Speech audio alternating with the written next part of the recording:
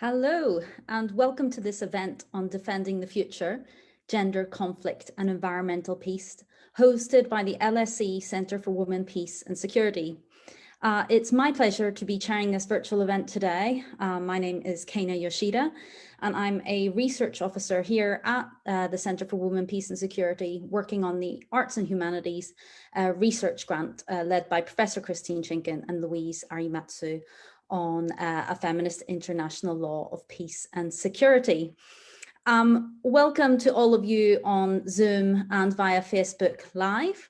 Thank you for joining us and taking time out of your work schedules, homeschooling duties, and welcome also to any of the young people who are joining us today. I want to also give a very special welcome to those who participated in the project and who kindly shared their experience with us. The purpose of this event is to launch a report by the LSE Centre for WPS, Gender Action for Peace and Security, hereafter GAPS, and the Women's International Peace Centre. We are extremely honoured to have Her Excellency Madam Bineta Diop to discuss the report with us, and so we'll be hearing from those three speakers, and we'll have a short discussion and then open it out for questions. Those on Zoom can ask questions by the question and answer function, and please do ask away. Facebook audiences can also ask questions, and you can do that via the comments section under the live stream. And there's also a hashtag for those of you who are on Twitter, and the hashtag for today's event is hashtag LSEWPS. So we'll look forward to seeing your tweets. And this event is being recorded, and there will be a podcast which will be made available afterwards. So if your friends and colleagues have missed it, never fear, they will be able to download it afterwards. Just two short pieces of introduction from me before I hand over to the speakers. First, this is a thank you to everybody who was involved in the project, and to say that the report was made possible through funding from the UK's Foreign and Commonwealth Office, as it was then, the Foreign and Commonwealth Development Office, as it is now, and the Arts and Humanities Research Council. And we're really grateful, especially to the participants for their time and for adapting to the new project methodology. This project started in 2019 and continued throughout 2020, so you can imagine that there were quite big changes in making it happen. And the report looks at the place of the environment within the women, peace and security agenda, and it focuses on the gendered impact of climate change and how this intersects with women's and girls' right to peace. As the UN report on gender, climate and security put it, there is therefore an urgent need for a better analysis and concrete immediate actions to address the linkages between climate change and conflict from a gender perspective. This is what our report has attempted to do. But it not only highlights some of the gendered impacts of climate change, food insecurity, water insecurity, displacement that Helen will be telling us more about. It also highlights some of the feminist tools and solutions which are being employed in countries such as Uganda and Kenya to promote gender equality and environmental protection in an integrated way, so rather than in their separate boxes. The report is now available online, I'm told, and the second thing that's left for me to do is to introduce our incredible speakers in alphabetical order. The first speaker is Hannah Bond. Hannah is the director of the Gender Action for Peace and Security, GAPS. She's worked with CSOs and the government in the UK and in the global South. She worked for 6 years in Ethiopia, where she specialised in conflict, gender, human rights and community-based development and economic empowerment. And she has particular expertise in humanitarian development NGOs in Europe and sub-Saharan Africa. I hope that's a fair potted summary of her incredible CV. The next speaker is Her Excellency, Madame Bineta Diop, who is currently the Special Envoy of the Chairperson of the African Union Commission on Women, Peace and Security.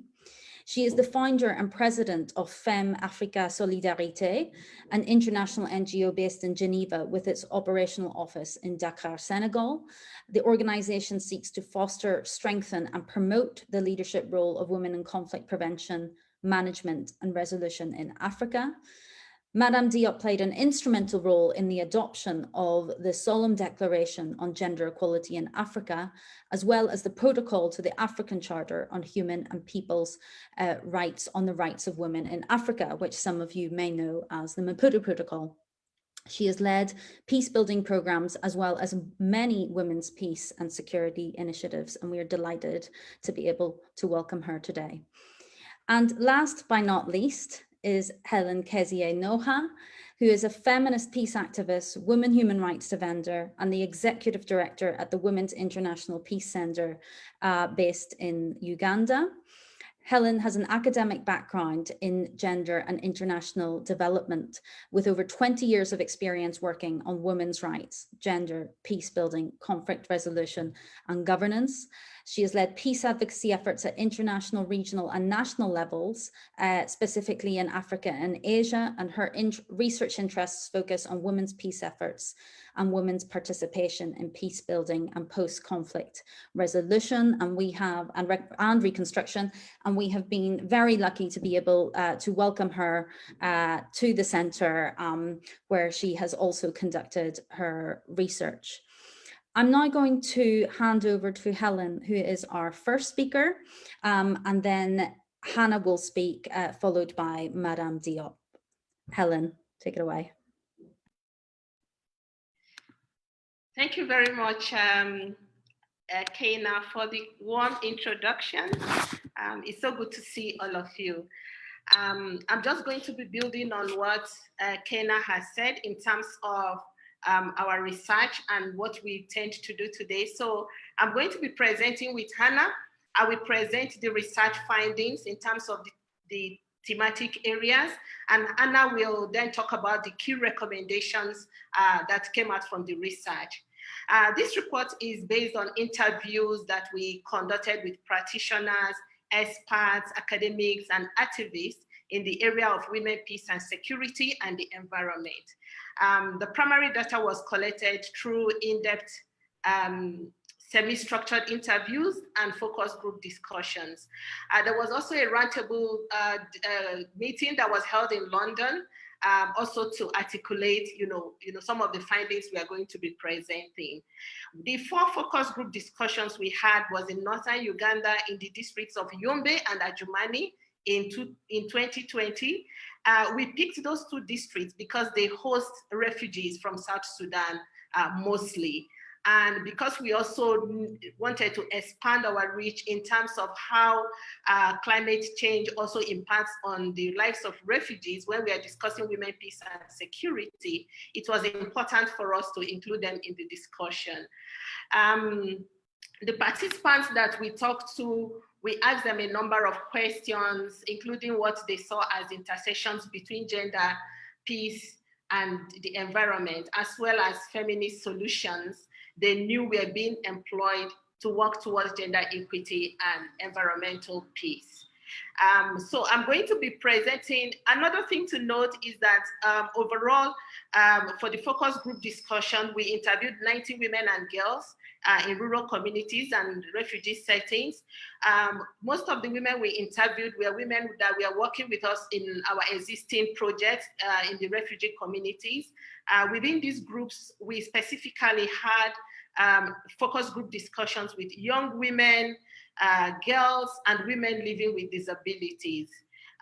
We conducted these FDGs in different languages, including Madi, Lubara, Aringa Arabic, and English language. This was because we wanted to make sure that we reach out to all the different categories of refugee women who were living in the refugee camps.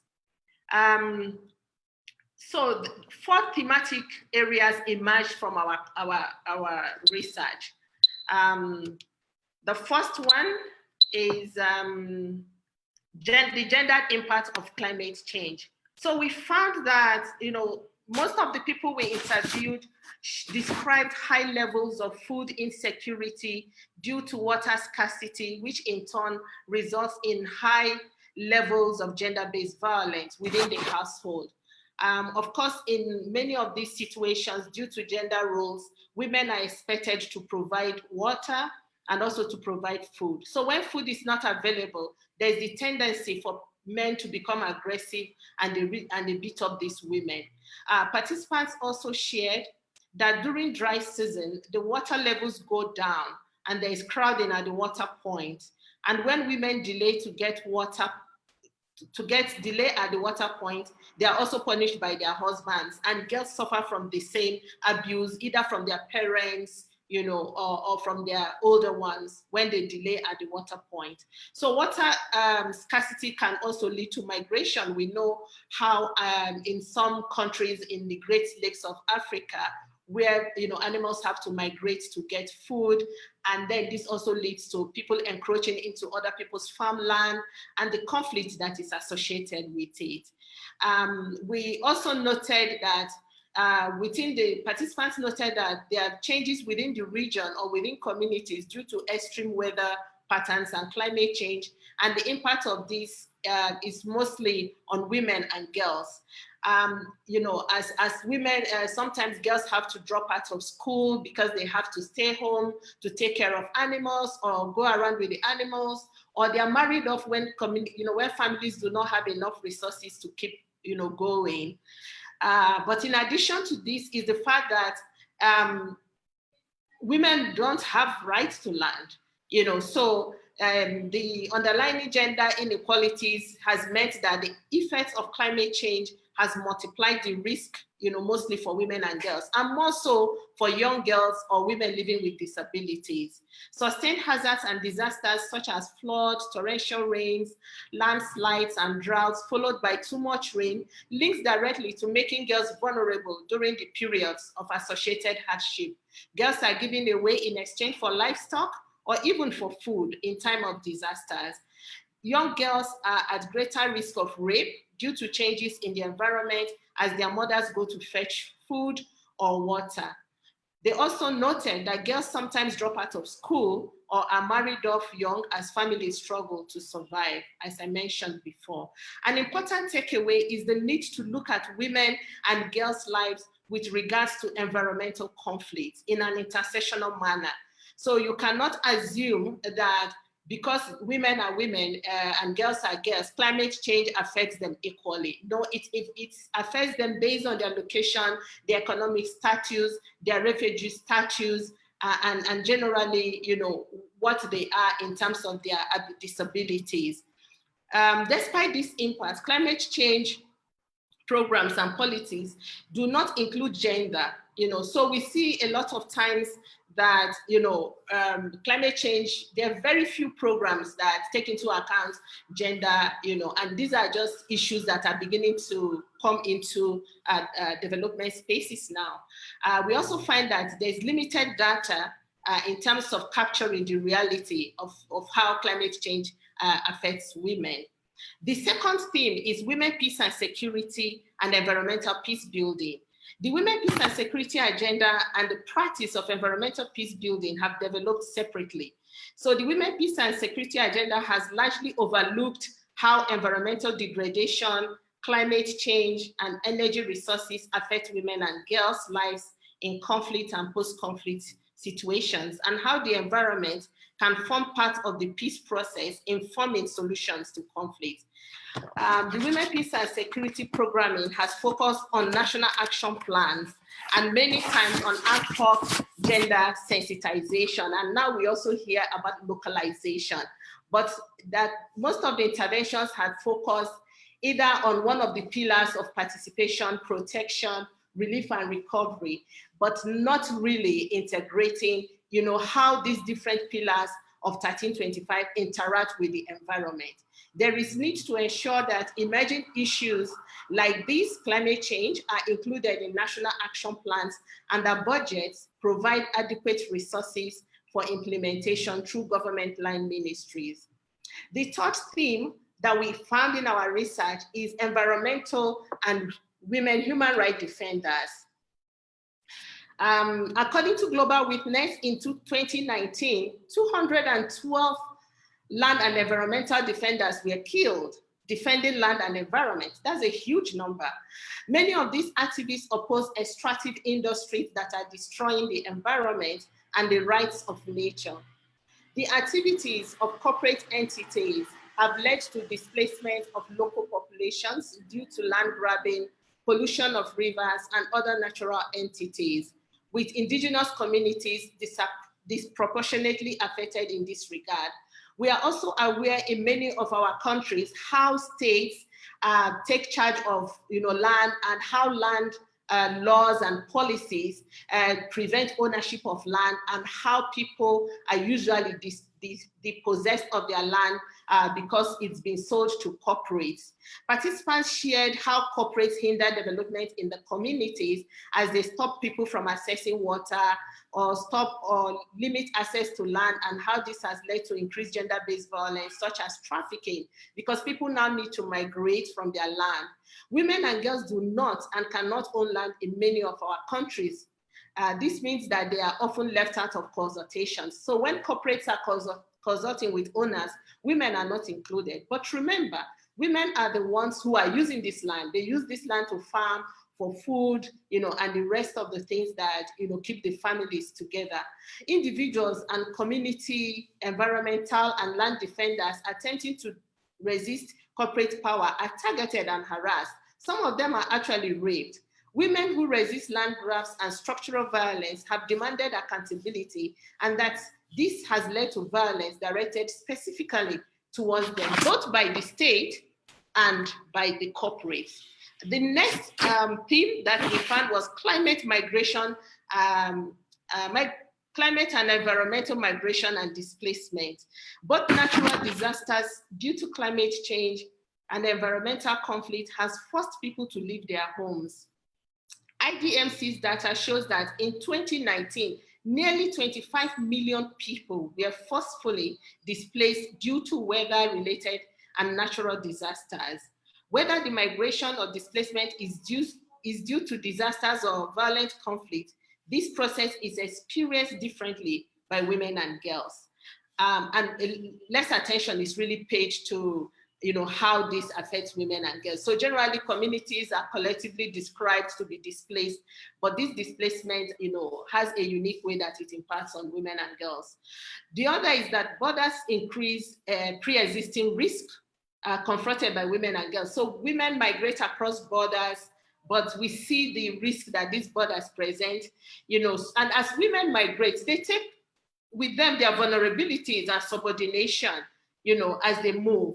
During movements, they become even more vulnerable, and most times are not able to think through what they're experiencing, and then they easily succumb to different kinds of sexual and gender-based violence. There is generally lack of focus, when we look at it within refugee context, as we interviewed many of the refugee women. Refugee women and girls are given limited opportunities to participate in environmental governance. Remember that these refugees are staying in communities that are not theirs. They're already feeling like they're in a foreign land.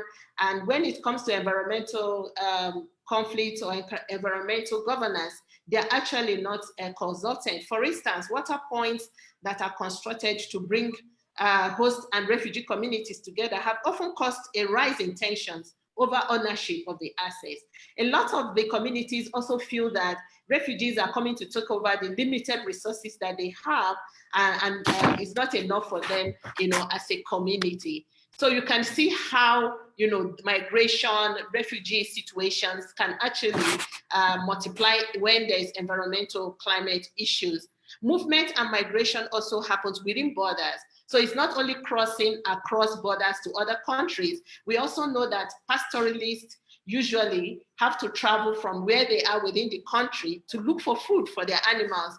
And those moving due to dispossession of their lands, this has happened in many of our countries, including Uganda, where I reside. The final one and the fifth one is women's land ownership rights. We kept hearing many times from participants that women and girls do not own land. Women and girls, usually do not own land, but women are the ones who work on the land. They're the ones who produce food for the families. But many times, even when they have to divorce or when they lose their husbands, they do not have any rights to that land which they have used, to provide food for their families. And so when there's a dispossession, women are not consulted and they are not compensated. Even when the land, has been worked by them or it belongs to them, there's the assumption that the land belongs to men, and usually men are the ones who are consulted for compensation by corporates. So we found that women do not participate in mediation or environmental governance processes. And it seems like it is the same thing when we talk about women's participation in decision making. So when it comes to environmental governance, it's also the same thing that we found in our research. So I will now hand over to Hannah, who will be talking about the feminist solutions and the recommendations that we made in terms of what we think should be done to address the gaps that we found in our research. Hannah, over to you. Thank you very much, Helen. If you could click to the next slide, that would be great, please. And briefly to reiterate my thanks to Keina and Helen and the Women, Peace and Security, the LSE Women, Peace and Security Centre team, as well as my colleagues at GAPS and Madam Diop, as well as Keina said at the beginning, to all of the participants in the research, and obviously to all of you for joining. It's a real pleasure to speak today and for GAPS to partner with the LSE Centre for Women, Peace and Security and the Women's International Peace Centre on this project. As Helen has outlined, our joint research had clear thematic findings from which we've distilled 10 overarching recommendations that, as Helen and Keina said, I'll speak to now. The first and probably most, I think we just need to go back to the first one of those slides, if that's all right. So the first and probably most obvious is to ensure women and girls' participation, and that participation is intersectional.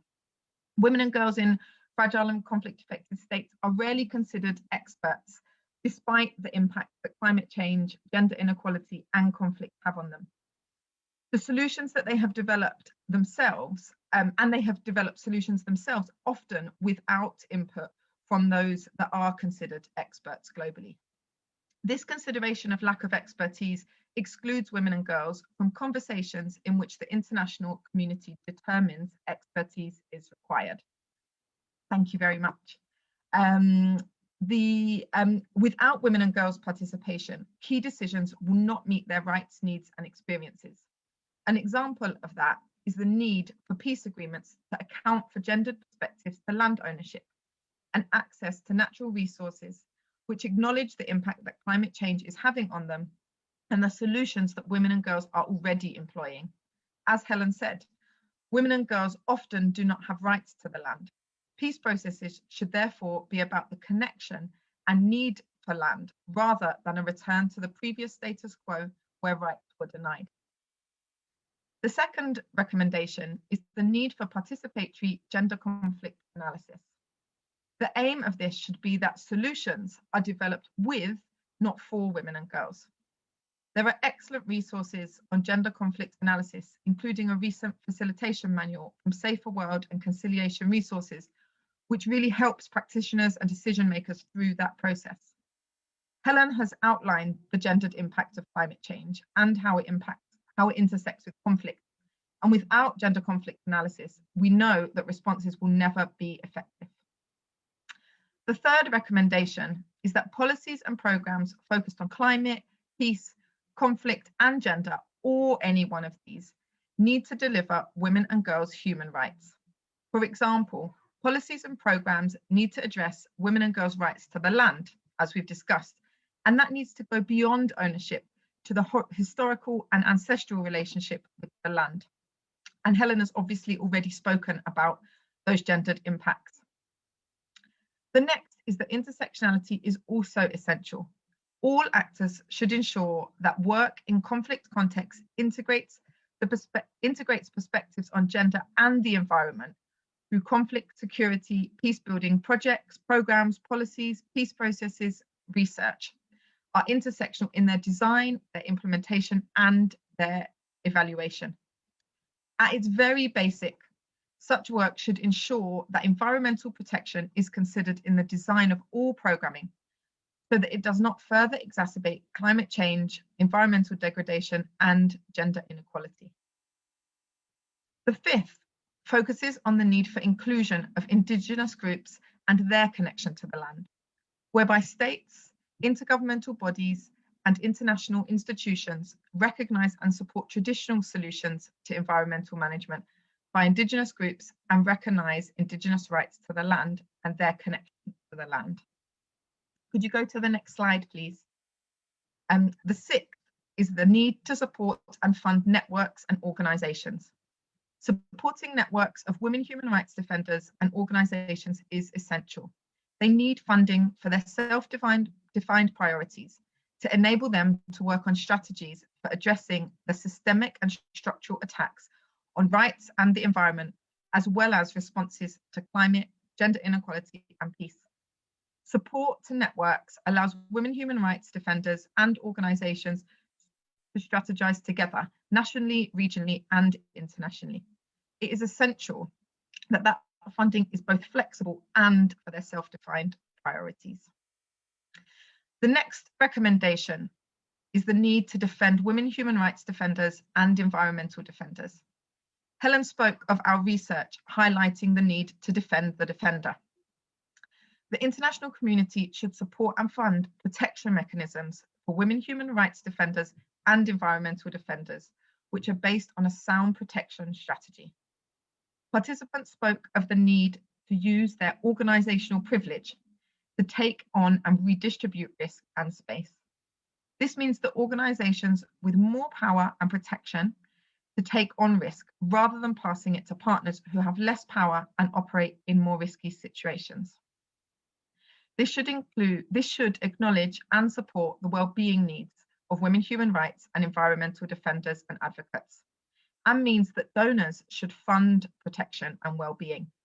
And I think it's important here to say that Women's International Peace Centre have done incredible work on well-being that's really worth everybody looking at and learning from. The eighth and really crucial recommendation, and Helen has already spoke about this, is the need to address and challenge corporate power. The international community should acknowledge and reverse the negative impacts of corporate power on women and girls' rights and the environment. As I said, Helen spoke about the impact of corporate power, including people being dispossessed of their land and threats to human rights and environmental defenders. This means that the rights, needs, and experiences of those affected by climate insecurity and climate-related conflict is not outweighed by the power of corporations. It also requires governments to ensure that they mandate participatory environmental impact assessments. Where governments and agencies are self-called feminist, they should address and the use of corporate power of organisations headquartered in their countries, particularly in relation to the extractive industries. The penultimate recommendation is on the need for comprehensive women, peace and security national action plans that are linked to climate change and the environment and vice versa. And finally, the international community needs to build its own capacity. We need to acknowledge the patriarchal structures that many international organisations operate within and for. This affects the way that we develop our programming and our policy, who has access to the room, and who is and is not considered an expert. Those patriarchal structures usually mean that women and girls are excluded, and that the more marginalised they are, the further excluded they are. To undo this, the international community should ensure that their staff are trained and that their structures strengthen coordination of these agendas to support the delivery of these recommendations and their existing commitments to women and girls' rights, to addressing climate change, to peace, and to conflict prevention. Next slide, please. Thank you very much. Thank you very much, Hannah and Helen. I'm going to hand over now to Madame Diop. Before I do so, we got one Q&A that I can answer very, very quickly. We got asked a question about where the 212 figure came from of environmental defenders which have been killed, and that comes from a Global Witness report in 2019, and that's you can see that on page 26 of the report. Madame Diop, over to you. Thank you very much. Thank you so much, Madam Moderator. And let me, first of all, at the beginning, thank the LSE Women, Peace and Security Center. I also wanted to thank the Gender Action for Peace and Security and the Women International Peace Center for coming up with this crucial report on the impact of climate change and risk on the security of women and girls, particularly in conflict and post-conflict situation. But really, I think it is something that is we all welcome. It's a timely report on an issue that is more and more recognized as critical to survival of humanity. Indeed, the recently survey published by UNDP and the University of Oxford, the People's Climate Vote, shows that 64% of 1.2 million people polled in over 50 countries consider climate change as a global emergency.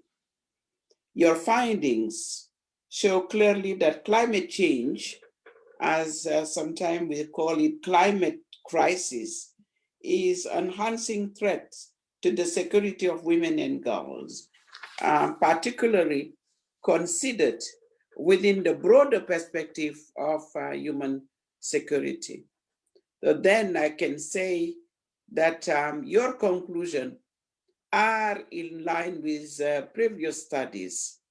Let me also quote another study that in 2009, the AUC and ECA conducted, and they stressed key elements in responding to the climate change issue. The outcome was the recommendation that the need to enhance full participation of women and their contribution to decision-making and leadership on climate change processes and action, including adaptation and mitigation actions. So again, your finding resonate with what is occurring in other parts of Africa, particularly in the Sahel and the Lake Chad Basin. I'm going to give you a few examples. In July 2015, in collaboration with the UN office in the Sahel, that time it was called the UN Special Envoy Office. My office also, together we convened a forum to enhance the role of women in the implementation of strategy and initiative for the Sahel. And in its conclusion of that forum, we highlighted the need to provide urgent support to women of the Sahel, particularly those in the rural areas, in the face of the accelerating desertification and the impact of climate change on their livelihood and the communities at large. And also the fact they have been exposed to face gender-based violence in those areas. The forum culminated in the creation of the Sahel Women Peace Platform, covering the G5 Sahel, composed of Burkina Faso, Chad, Mali, Mauritania, and Niger. And I'm sure that this will complete the Great Lakes region, the areas that you covered in your own study. I think further interaction I did with the Lake Chad Basin through the AU-UN Solidarity Mission that I co-led with Madam Amina Mohammed, the UN Deputy Secretary General. Both of us went to visit not just the Sahel, but also the Lake Chad Basin. We witnessed firsthand the impact of climate change on women's livelihood and their security.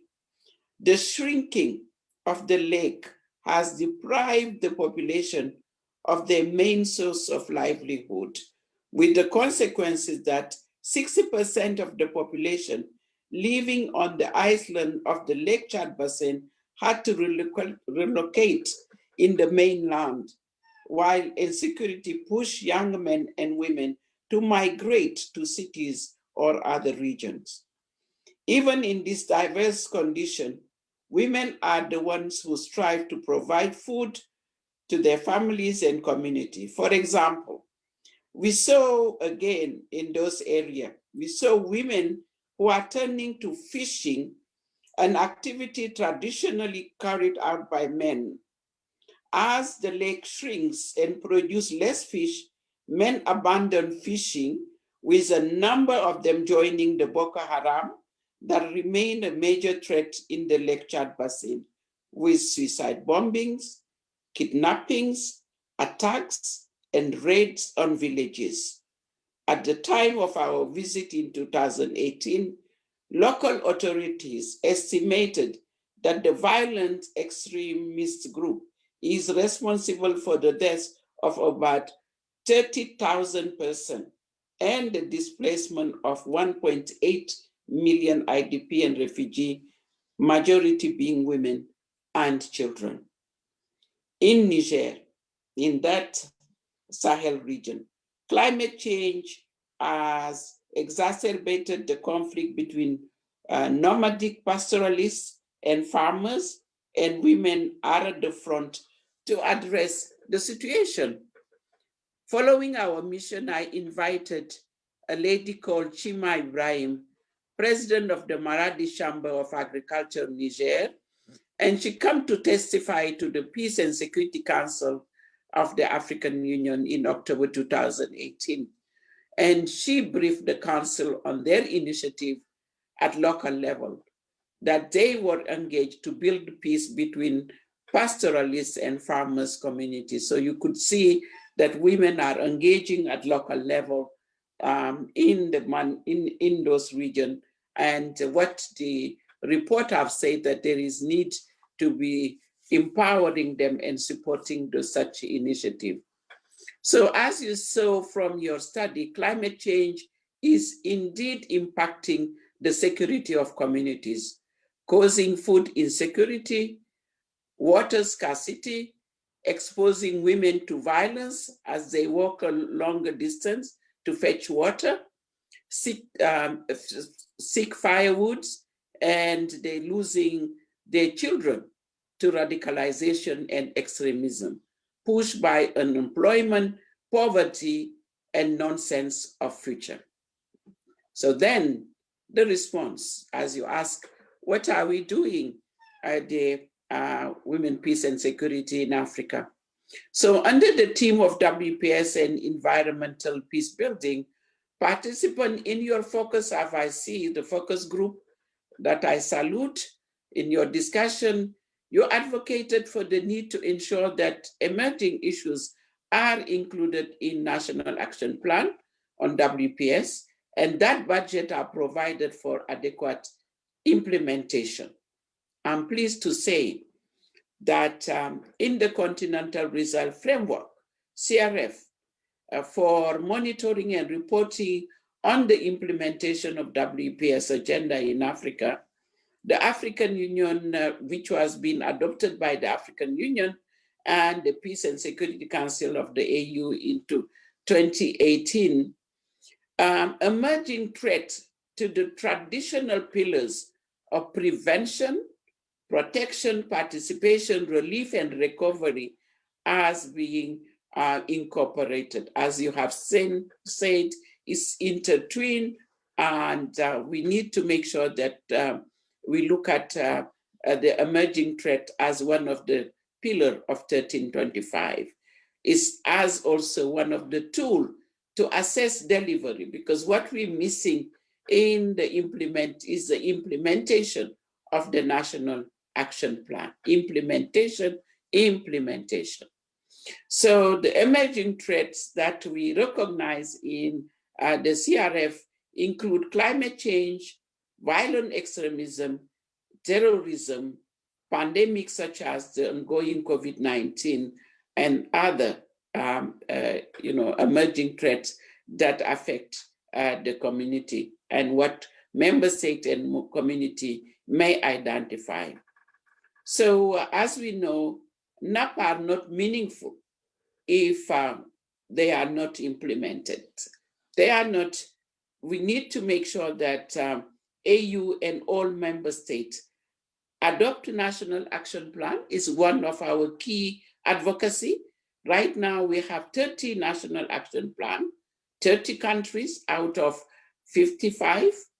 We need to make sure that Africa adopt, all African countries adopt NAP. In the adoption, the revisit of the new action plan, we need to make sure that your recommendations are incorporated. So, but we need to put an emphasis on monitoring and reporting on action undertaken by our member state and other stakeholders. Indeed, we must stress the need for accountability, oversight, and allocation of resources. In this exercise, I can say 20 countries have reported, and the African Union Chairperson report have been issued this year to make sure that that accountability process continue at the AU level. So let me now say that, I do believe myself that we need to have a multi-stakeholders platform.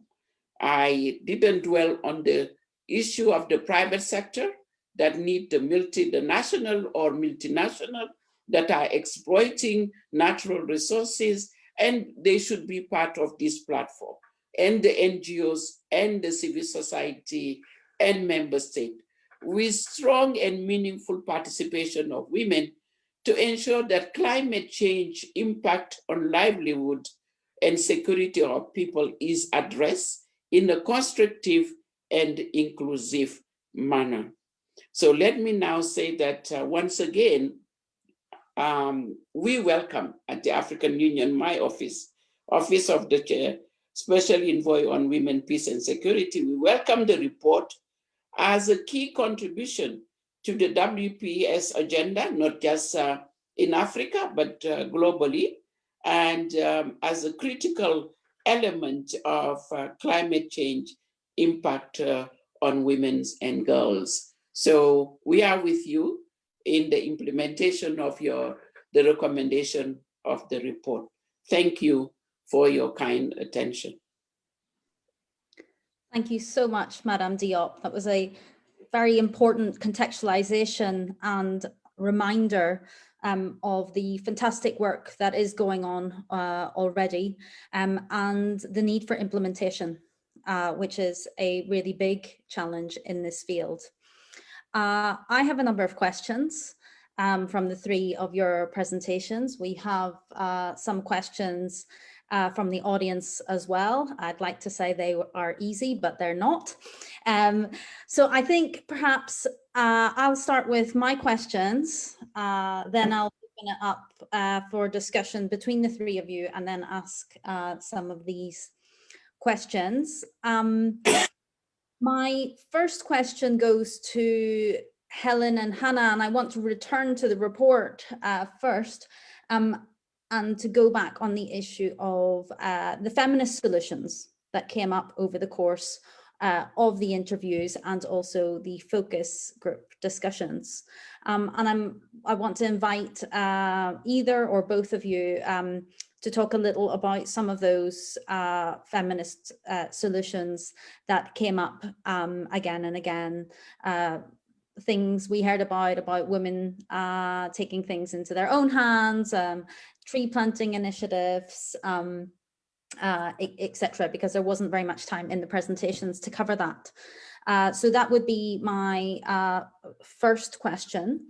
My second question then, I think, Hannah, because you are the director of GAPS, I want to ask you about GAPS, which is the report talks about the gaps in relation to practice and policy. We've got the practice and policy in relation to environmental protection on one hand, and the practice and policy of WPS on one hand, and how can that be addressed? And I think you touched on that in your recommendations, but perhaps you could go a bit further.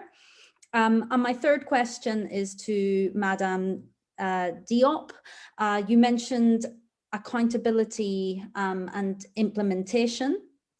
And I wondered if you could talk to us a bit further about some of the other instruments in the African Union, but perhaps the right to peace in the Maputo Protocol, and how this all comes together and how it can be implemented. So those are my first questions. Helen, would you like to start? Thank you. I can do that.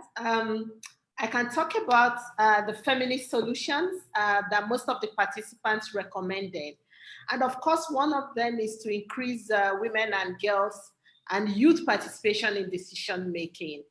And of course, we've talked so much about the fact that women are usually left out in these processes, but more so, women, girls, and youth are usually not considered. But to do more work in terms of making sure that they are part of the processes that are developed to address climate change concerns, because it impacts on them differently from any other, from other people.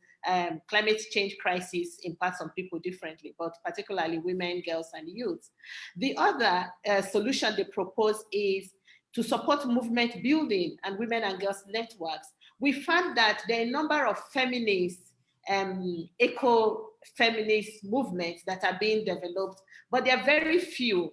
There's one here coming up in Uganda, there's another one in Ghana, but it's not something that is, is as huge as we have the WPS network.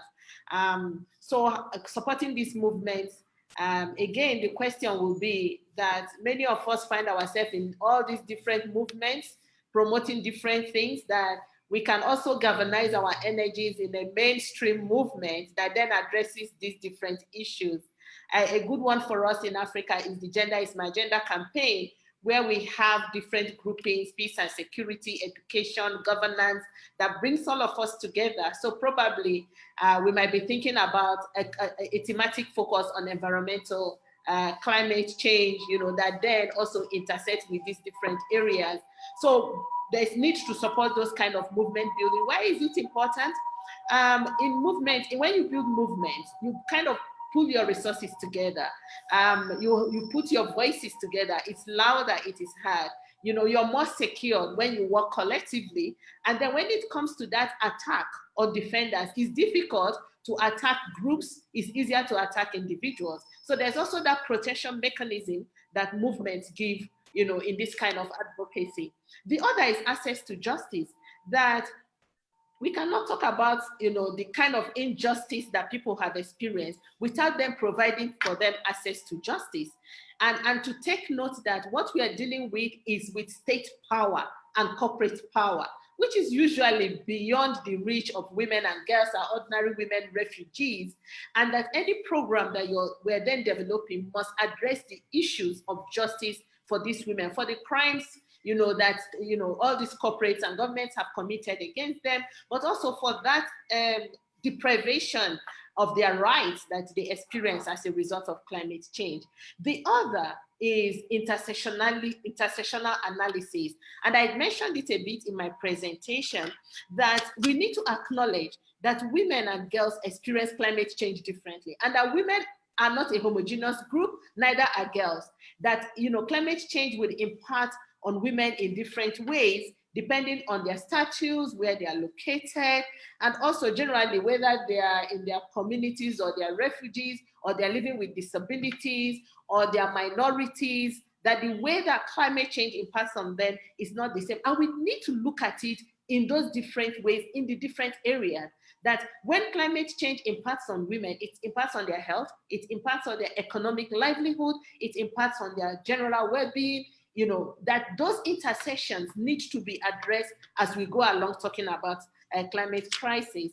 And then the other is that we must profile the voices of women and girls who are most impacted by environmental degradation. Those voices must be heard. We need to enable them to speak, to policymakers, to profile their voices, for them to be able to share their experiences and demand for accountability or what it is that they need to address climate change impact. The other is that we can also not do this effectively if we don't train women to understand, the relationship between peace and environmental conflict management. That many times they are also experiencing this and they're not even really seeing it as conflict, and the way that we think, because they are natural disasters, it will happen anyway, but it impacts on, the peace and well-being and dignity of women. So it deals with the issues of human rights, the issues of the right to peace, the right to life, and raising their awareness and consciousness to understand this then helps them, in terms of advocating for their needs. And finally, that we need to provide information and ensure that women and girls are aware of their rights, including in relation to compensation for environmental damage by corporate entities. Many times women and girls are cheated. The men go and collect the money. We know about a compensation program where the men even go and collect and they don't tell their wives, and they just see people asking them to leave their houses, and they're like, what happened? I've spoken to your husband and that is it. So is that bad, but how do we raise their awareness for them to know what to do to protect their lands, to protect their homes, so that when things like this happen, they know what they would do about it. So those were some of the feminist solutions, but also to add that what we find is that a lot of women has taken it into their hands to do different kinds of things to protect their lands. So we find local women organizing amongst themselves to protect their lands. We had here in Uganda where women actually went naked because they wanted to protect. So women have done things, extreme things, to protect their land, because it's a matter of life and death. Their life depends on the land. That's where they get their food. That's where they live. They don't have any other means of livelihood. They don't have any other place to go. So they've done that, and so many things. How do we then support them, to be able to be more strategic and hold governments accountable, for the kind of violations they experience. Yeah. Keina. Anna, you can add, I don't know. Thank you so much. Hannah? Thank you, Helen. I think that was hugely comprehensive. Thank you so much. I think I just, in terms of feminist solutions, wanted really to reiterate the point that Helen started on around women's rights organisations, movements and networks, and how at the moment those networks, organisations, movements are very much often self-funded through volunteer time or through organisations that operate on a real shoestring. And many of the feminist solutions that Helen outlined could really be supported if those organisations and networks and movements had much more long-term flexible funding so that they could do that work. So, Helen spoke about organisations that do tree planting, organisations that do training on peace and environmental management, on eco-feminist movements, advocacy, and all of that needs to be funded. Otherwise, it relies on, exactly as Helen ended with, women's movements, women's rights organisations, girls groups, doing all of this in any of the spare time that they have. And we need to acknowledge that this is a skill, it's an expertise, and it should be funded. And then, Keina, then in response to your question about the gaps, I think that that's a really, really interesting and important question, that there are so many gaps between the policy that exists on paper and the practice that everybody experiences. And I think probably firstly to say, and really crucially, I really believe that both women and girls' rights, but also increasing commitments to the environment, are some of the most under-delivered on commitments globally. So if we were to look, for example, at the commitments to women and girls' participation in a women, peace and security agenda, we should have many more leaders that are women. Decision-making structures should certainly be a lot less patriarchal than they are now. And we really see that gap daily. When women and girls are included, they're often included into structures where they are asked to speak only about women's issues, whatever that might be. They're often asked to give testimony, not their solutions or their expertise. And, you know, Helen just listed a huge number of solutions that have required the expertise of women and girls. Yet, if women and girls are invited to the table, they're often asked only for their testimony. And really that has two really fundamental problems. Firstly, it means that solutions will never meet our rights, needs and experiences, and therefore solutions won't be effective. But secondly, it means that women and girls' rights will never be delivered upon. And we've already seen that in COVID-19, for example, where we know that COVID has affected women, girls, men and boys very differently, with women more likely to be affected by job losses, especially those in informal employment, which obviously are mostly women and girls, global increases in gender-based violence, lockdown restrictions, meaning that women and girls can't access maternal health care, resulting in increased maternal deaths.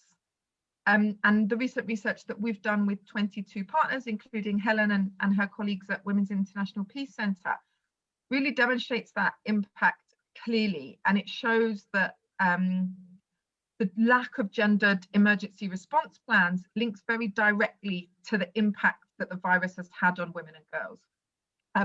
Women and girls have been largely excluded from COVID decision-making rooms, meaning that gender-based violence services, maternal health services have, for the majority, not been considered essential services, and therefore meaning that women and girls haven't been able to access them until there have been sustained pushes from women's movements.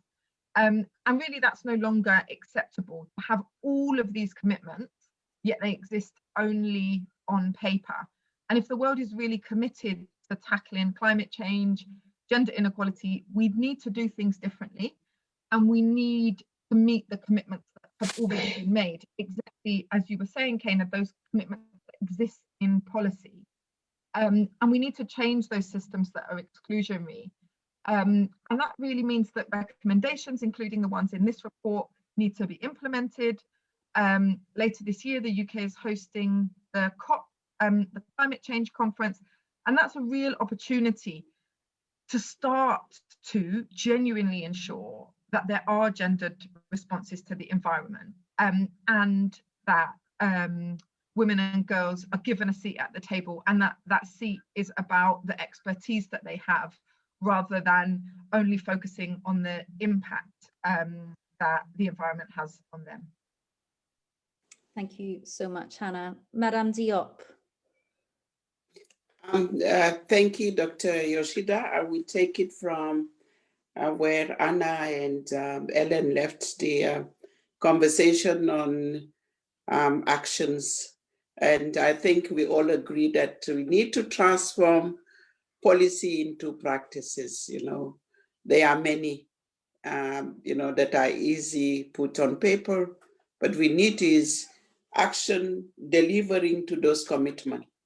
You know, where I become the first special envoy on WPS, so Africa showed the way, as usual, that because maybe it's a continent that lead more to have a special envoy on women, peace and security, followed after by other countries, but it was Africa who decided first. So what we did was to evaluate the number of policy that we have in African Union, in the continent, and see if we need another policy, you know.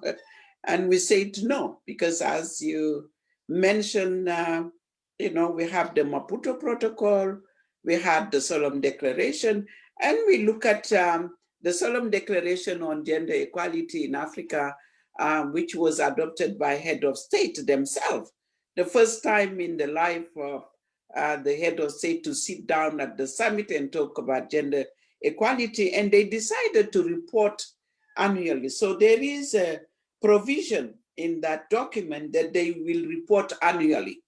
And within that, declaration, we have also a provision for 1325. So we say we don't need another 1325 in the continent. We have also the Maputo Protocol, which is very linked to the, the rights of women, which is one of the very progressive human rights, women's rights instruments in the world. Everybody says this, and we have the right to peace. And the right to peace say that the women have the right to a peaceful existence and the right to participate. So you can look, of course, participating in governance, in decision-making, in peace process. So you will see that the all pillars of 1325, the 4 pillars, and now we have the 5 pillars right now. So those pillars are embedded in the instrument that exists at the African Union. So, and we have lastly, the Malabo is another one. The Malabo Declaration, which talk about women access to land. 30% of land should be given to women. So you can see that we have the right instrument. What we need is really implementation. That's why in my office, we decided to say, how do we make our member state, those who take the decision, to implement? So we need to monitor them, because if we don't go until, monitoring, evaluating, and naming and shaming, I don't think that, building that platform of name and shame, I don't think that we will get there. So we decided to, with civil society organization, with think tank, with women groups, like Helen's groups, the Peace Center, to work on indicators of the pillars of 1325, to say, what do we need to measure, in terms of the numbers, but also substantive issues. So we decided, and it was adopted by our Peace and Security Council, the Africa Peace and Security Council, as one of the instruments to measure. So then we go to the member state. We say, okay, so if member state, we need now more plan of action, or revisit the former plan of action to make sure that these provisions are embedded into their plan of action. So that's where now we put in place what you are calling in your report, the platform, the mechanism that everybody will sit to evaluate, to see if the implementation is rightly done.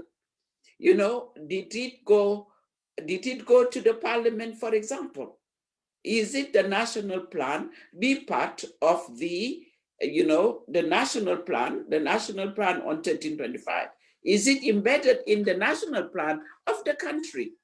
Is it a budget put in? So it doesn't belong just to the partners, because we realize that sometimes we do plan of action, we say it's only partners who have to do the funding. So the member state have to look at the budget and allocate a percentage of budget within it. This part of our monitoring. Who is around the table? What is the process? And what budget is being implemented, and how much have been implemented? So we are at the second report. And I can tell you that this 2019, we get 20 countries who reported. I will not tell you it's an excellent report from member state, but it's a beginning of monitoring what they're doing. Because if we don't ask our gender ministry, Ministry of Defense, Ministry of Foreign Affairs, and civil society to sit together and tell us how many female military have they sent to AMISOM? Do they have a gender policy, for example, when they are going to to Somalia? So those are critical questions that we need to raise, and we want them to respond to that. So I think that, as you rightly said, we don't need too many tools. What we need is implementation, action on the ground to respond to the people need. We know what they need. We need what we know them. And your study have emphasized on the new threats, but we need to make sure that it goes down when it comes to implementation. Thank you. Thank you so much, Madame Diop. I think you just answered a question that has just been asked in the chat from Mariam Momen Torres, who said, amazing presentation by Madame Diop on the point about implementation. What are some of the obstacles and how do these solutions attempt to overcome the obstacles? And we just heard about evaluation, indicators, national action plans, budget, and who is around the table and how much. I want to ask some of the other questions, and I'm very conscious of time. So unfortunately, I think the answers have to be quite short. The first question is about, can the speakers expand on the issue of environmental imperialism and the need of decolonizing the climate change agenda? So that's one question. The next question is, what has philanthropy missed out, and what can donors do to holistically support women and girls affected by the issues discussed today? Hannah, I think you touched on that earlier, but if you want to expand on that. Camille Marquette has a question for the panel, and that is to include environment and climate considerations in the Women, Peace and Security agenda. Different sectors of the development and activist world need to come together and form new kinds of partnerships. What kind of marriage of expertise would you like to see? So those are 3 questions that we've received.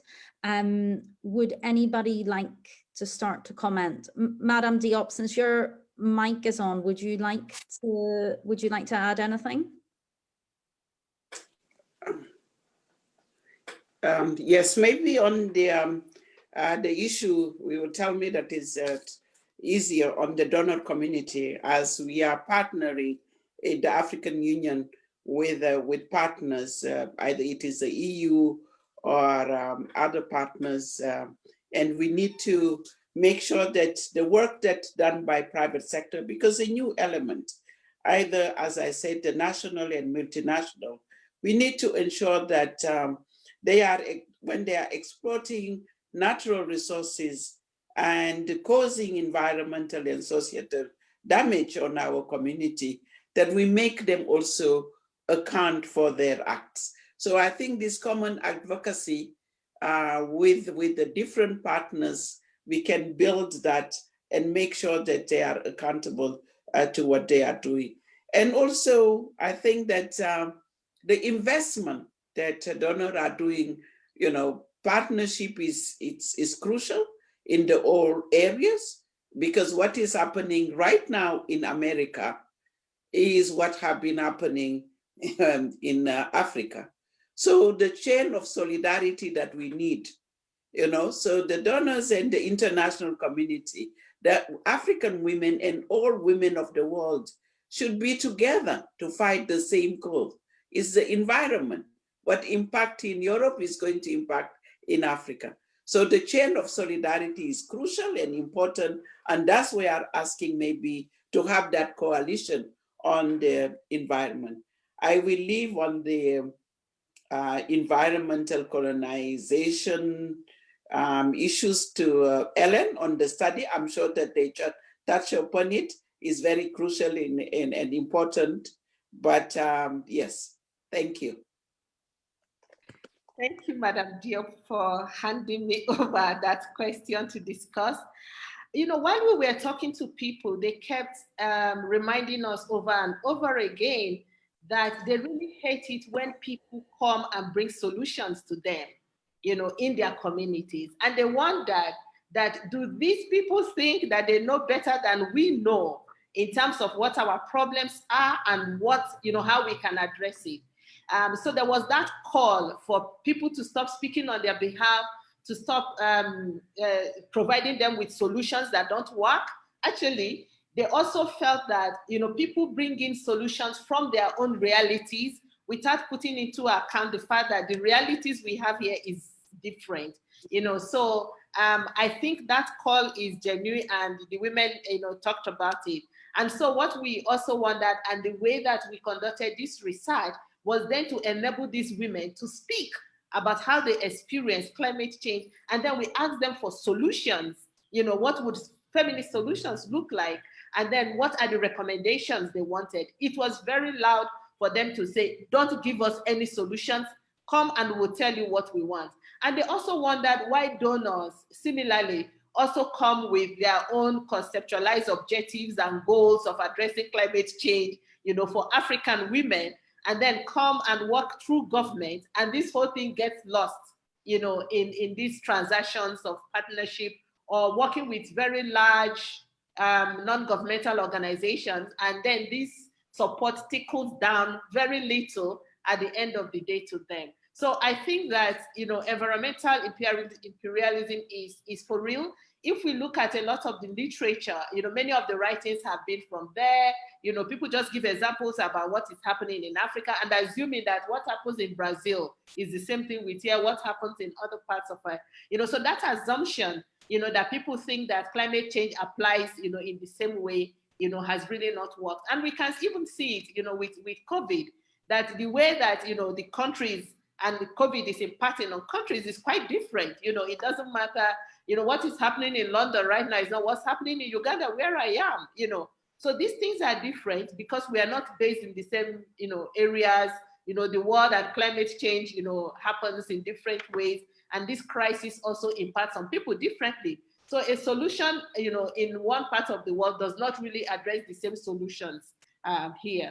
So that's what I would say. But there's that call, to decolonize, response, decolonize research around environmental conflict, and decolonize solutions, to environmental conflict. Yeah. Keina, you can also talk more about it because we had a lot of discussions on that. I think it was really interesting that came up again and again with the participants, of people saying big organizations would come and say, listen, this worked in Cambodia, so you need to do this. And people would be like, but we don't live in Cambodia. And we have solutions from generations and generations that work on this land in this particular area, which is very different to Cambodia or even, on the other side of the country. So there was this real, I think, idea that people need to listen first rather than coming and suggesting solutions. And the second part of that perhaps was that countries which are advocating climate change policies and also women, peace and security also need to ensure that there's accountability mechanisms for companies that are registered in those countries that are going elsewhere and perpetrating environmental damage. So I think that fits into that question. Maybe to add just briefly on that, when I was with Mary Robinson, we co-chaired the CSAC Civil Society Advisory Group some years ago on 1325. We came with the concept, and it was the women grassroots who say, we need the twinning exercise. Maybe we need to explore more the concept, learning from one another. So it's not just coming on the way that, on an attitude of domination, but more on the learning process and a learning curve.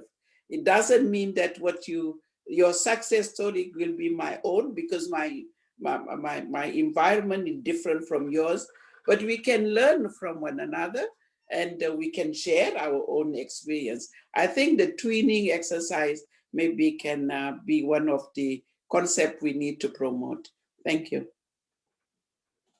Thank you, Madam Diop. But we heard about that in the report as well as a cross-border initiatives of sharing and learning from each other in those networks that Helen talked about. Hannah, would you like to jump in? Thank you, Keina. Absolutely. And I think on the point on decolonizing, we need to do that in every part of pretty much all of our work. Certainly in this point, and I think just to pick up on what Keina was saying, I think we've really seen in many areas, but certainly in the environment and certainly when it relates to corporate power, where human rights and the environment are trumped consistently by what is deemed to be profit. And that certainly needs to be addressed as part of this conversation on decolonizing. And exactly as all of my colleagues have been saying, you know, the solutions really we need funding for solutions that are not top down. So we often see, for example, in Women, Peace and Security, we increasingly see calls for proposals that ask organizations to work, for example, on preventing and countering violent extremism, rather than allowing organizations to determine what their own priorities are, which may or may not be preventing and countering violent extremism. And the same, of course, applies here. And, you know, when I was speaking at the beginning, I gave the example of peace processes. And I think just to pick up on what Keina and Helen were saying around the amount that Indigenous rights and solutions really came up during our research, and how, you know, we've spoken already about women not having land ownership rights, but actually that's really, really key. The connection to the land is really key. And when we're looking for solutions, that really needs to be respected as a really fundamental point. And I think that all links to your question around decolonizing. I think then on the question on philanthropy, I'll put it in the chat in a bit, but Helen and I, with colleagues at GAPS, Women's International Peace Centre, and a number of other organisations, just worked on a project also funded by the UK government, looking at what is needed for funding for women's rights organisations, focusing on Nigeria, Somalia and South Sudan. And the research in that, and as I said, I'll share it, really demonstrates a almost step-by-step guide for what philanthropy funding or any form of funding should look like. So I will share that, but hopefully that will be useful.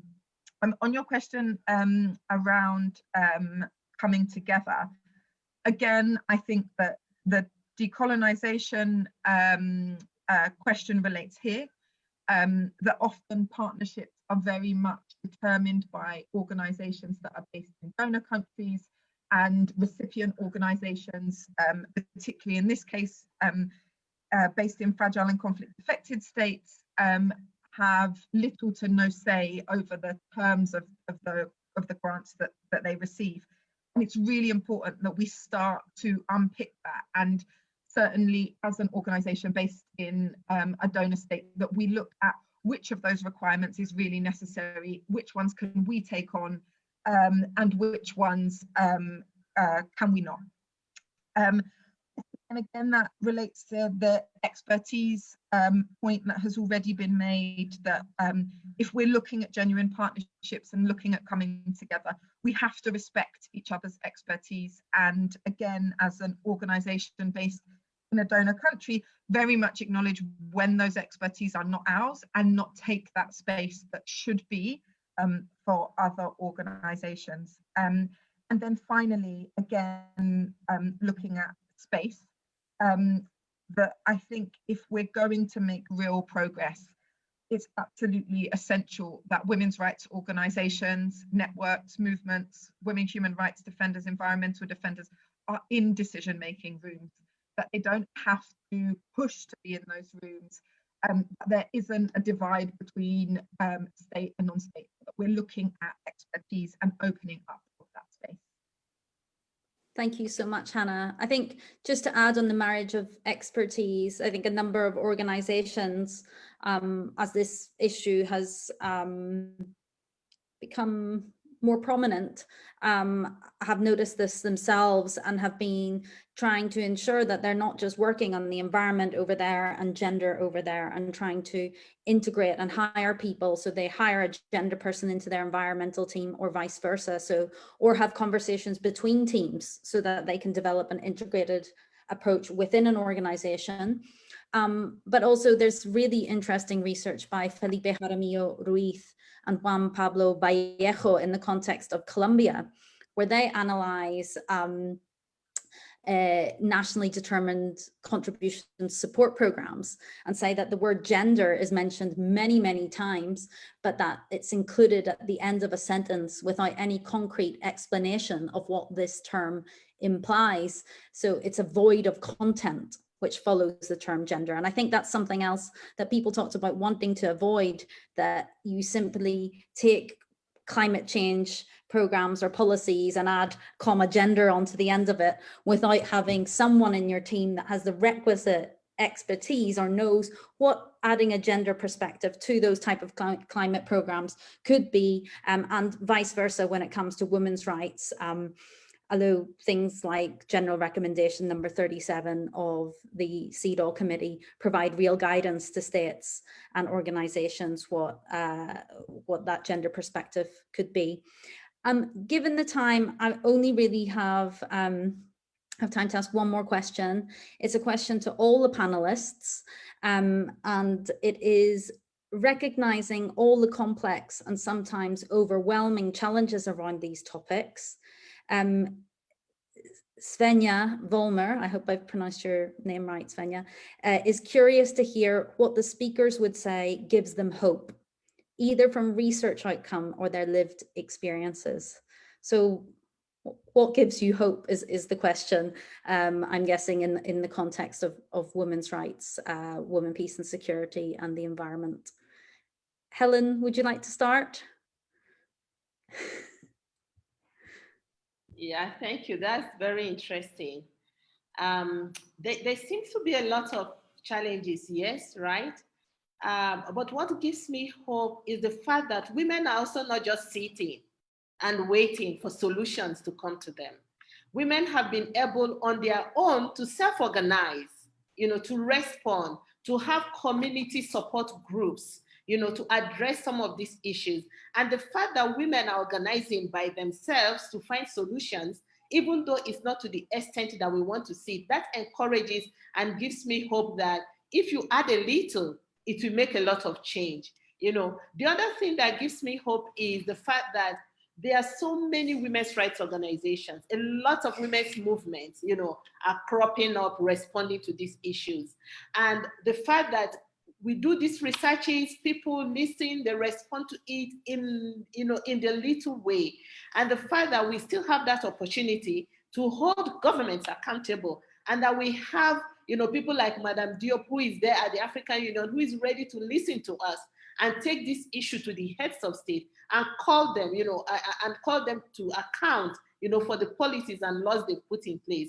I think there's a lot of things, that give me hope, in this work. It looks like it's so huge, the problem, but there's a lot of hope coming, from the courage and resilience of women. One of the things that came out from our research is the resilience that women have, to addressing climate change issues. The way that they have been able to navigate, to survive, to change the things they do, to change their farm products, to shift it despite the sexual violence and the impact of climate change, that they continue to live and hope for a better future. It really gives me hope.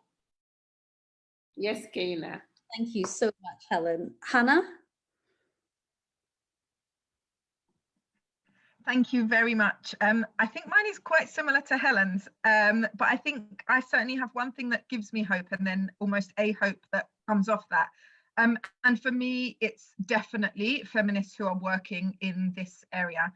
The Feminist Solutions that you have outlined, Keina, that you've outlined, Helen, and Madame Diop, all come from feminists who are working in this area, who are deeply committed to it, and who do everything that they can to try to make the change that's needed. And then I think my hope is that it's those feminists who have power and can access power and can really be the ultimate decision makers who can make the change that we all really need. Thank you, Madame Diop. When I started being part of this women, peace and security movement in the 90s, just before the Beijing process, when I look back and see where we are, of course, you can see the glass as empty or as full. you know. I can tell you that what Helen said, the resilient, women, African women, when I saw them in 1995, when they were lamenting that rape has been rampant in all areas and still is there, but we have seen some progress. So the resilience of the women and putting their own resources, finding their own solution. We have also seen women pushing the boundaries. The Me Too campaign is somewhere else, but it's trickled down to Africa. Me Too. It happened everywhere. The other issue that motivates me to continue is also the young people, the new generation. I believe on that, especially with the social media. They don't have any barriers today. They to communicate with UK, they will talk to anywhere in Africa. The young people are connected. So that connectivity gives me that nobody can ignore them anymore. So I know that the women, peace and security is still a glass half full or as empty, but we know that the young people will also take over this agenda forward. Thank you. Thank you so much. I'm going to wrap up here. Thank you so much. I know we have many questions that we haven't been able to answer. I'm really sorry about that. This is, it's a complex discussion. It's very rich. I want to especially thank Madame Diop and your office for joining us today, for engaging with our report and for taking the time out of your very busy schedule. I want to wish you and your mandate the best of luck going forward as well. I want to thank Helen and Hannah for joining us today for their presentation. I want to thank Rose Kibara, who is the artist who did all those wonderful drawings for the report. You can see them online. She's a graphic artist based in Kenya, and her drawings are really, really superb. And Helen didn't get a chance to mention it, I don't think, but a poster was also created so that it's not just a written report in English where the findings are, but there is also a poster with these illustrations which can be used as a follow-up as well with the participants. Thank you to the LSE events team. Thank you to those who are behind the scenes here today in the green room and elsewhere for making this happen. Thank you to all of you who have joined us here today. The report is available online. I hope you enjoy reading it. And I just wanted to finish with one quotation from the report, which is by one of the participants, who said that feminist realities are the living, breathing examples of the feminist world we are creating. And this could be meaningful labor and care for ourselves and enjoying autonomy, and peace is more than the absence of war.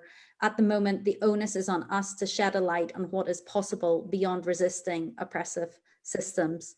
So I want to end there with us all dreaming about what's possible going forward. Thank you so much.